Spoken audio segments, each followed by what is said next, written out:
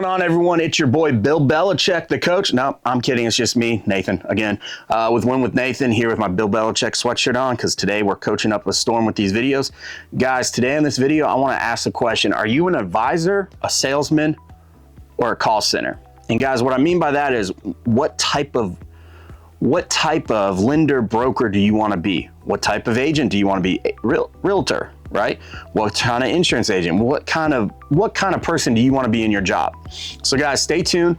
Let's talk about what I think is the best role right now, comparing them. Right. And then so guys, what does it mean to be an advisor? What does it mean to be a call center? And what does it mean to be a salesman? A salesman, basically, to start off, is someone who's trying to get you to buy their product because they make money off it, and they're gonna have sales technique, right? They have an answer for everything. They have a script. They have a way of doing things where they're gonna try and get you to get their product because they can only offer that product, right? That's a salesman.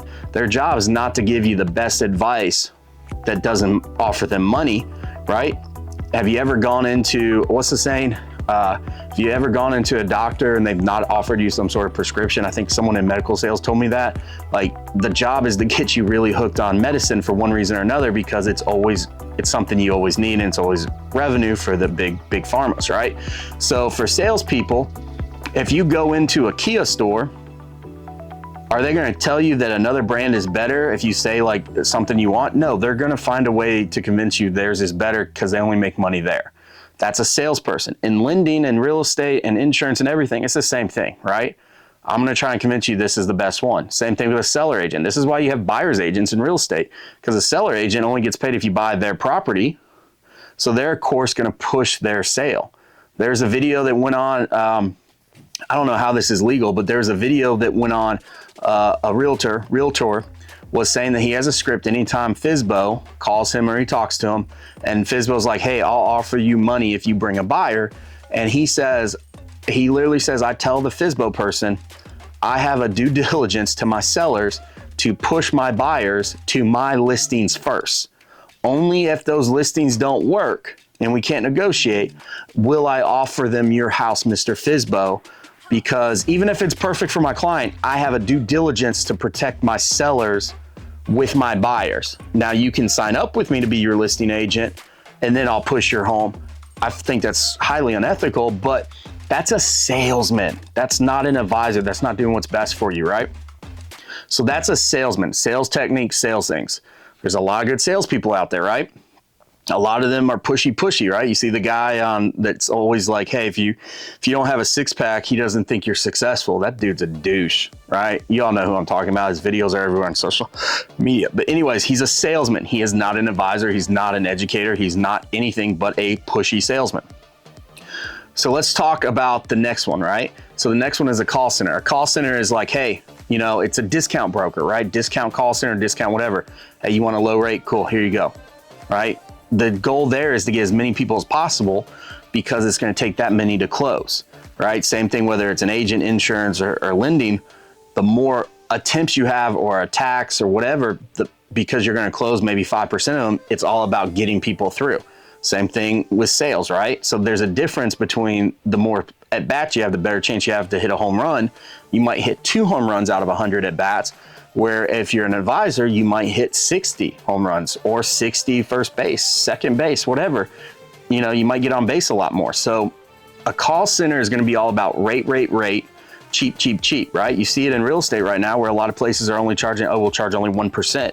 Well, guess what? A lot of those properties, I remember, they get really bad, they get bad service, right? Like, there was one that was listed up here in the Smokies. You couldn't get the pro forma, you couldn't get the last 2-year income, you couldn't ever get a hold of the agent. It's because they paid 1%, and the agent wasn't even in this area. They had a salesman in this area that they paid a referral to handle everything. So the guy's not even licensed, but the broker is for the whole state of Tennessee. It's really weird. That's a discounted broker shop, a discounted, agent, whatever. Let's come to my favorite, an advisor, right? So what makes someone an advisor? An advisor is always going to advise you on your best option, give you the tools, give you the information, and help advise you to the correct answer that works for you.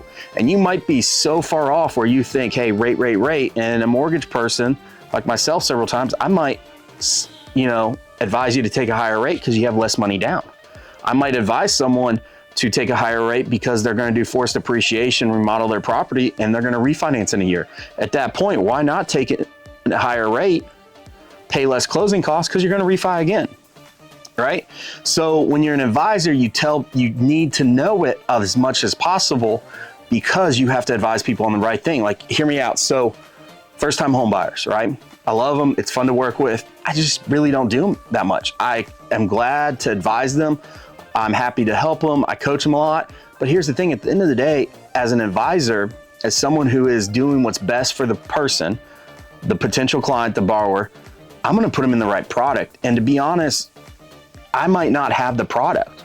Here in East Tennessee, if you're a first-time home buyer or you're a vet, I'm probably gonna talk to you about a conventional loan that's 100% financing, no funding fee like FHA or VA, right? Even though they do charge 1 point for this because it's a bank loan.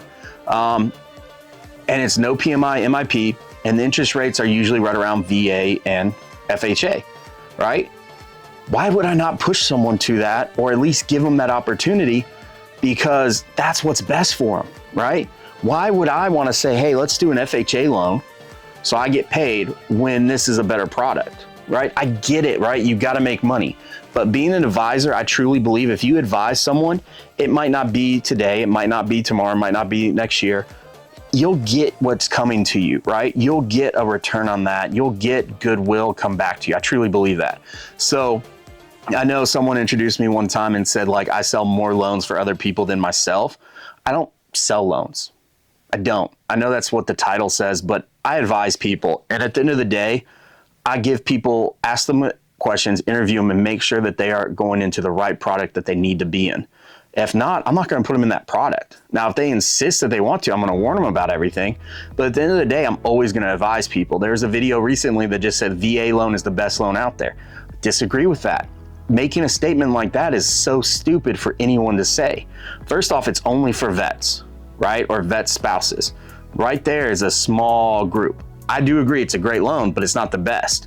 And on top of that, there's a better VA program in certain states that's even better than the VA loan. So don't say VA loan in general is the best loan.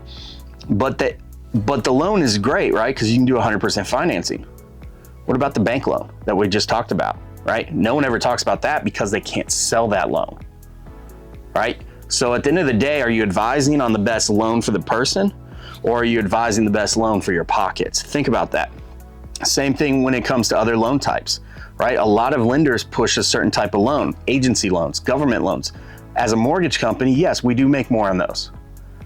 But what might be better is going to be over here, a private note through a fix and flip, maybe a private note for a bridge, maybe a DSCR, maybe a bank statement loan, right? A lot of times people don't want to advise you on stuff because they just don't know it, right? And the scary thing is when people go with people on those because people think they can get a lower rate with them and they don't know what they're talking about, they don't advise you on it. They can't help you the same way, right?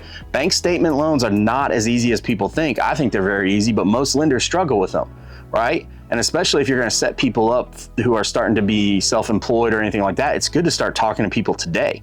But in our generation, if we can't do a loan today or within a month or two, we're not going to want to work with people.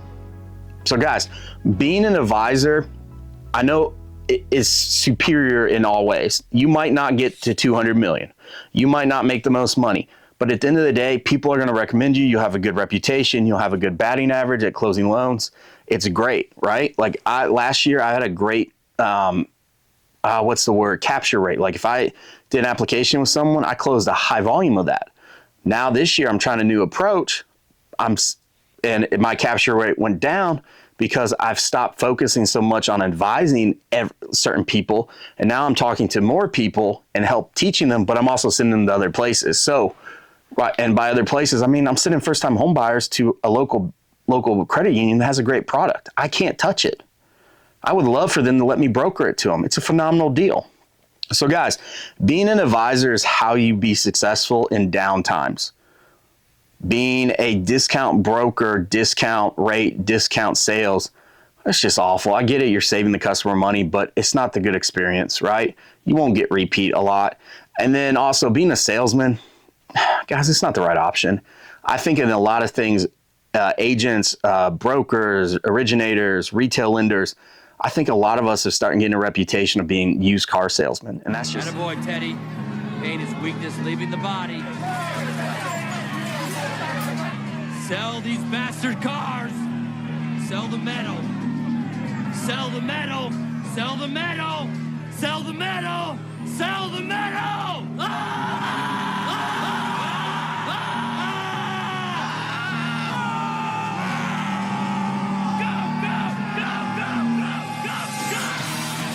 And that's just a shame, right? Like, we need to step our game up. So guys, that's my opinion about most sales jobs out there. You can either be a salesman, you can be a discount broker, sell yourself short, or be an advisor, right? Be the expert that you can be the expert for your borrower, be the expert where people know your name and say, hey, you were able to advise my family member, my friend, whatever. They need to talk to you. Even if you can't do the loan, but they're calling you because people say you're the expert and you'll put them in the right product, I truly believe it will come back to you. Right? So until next time, boys and girls of all ages, it's your boy Nathan here with Win with Nathan. Have a good one.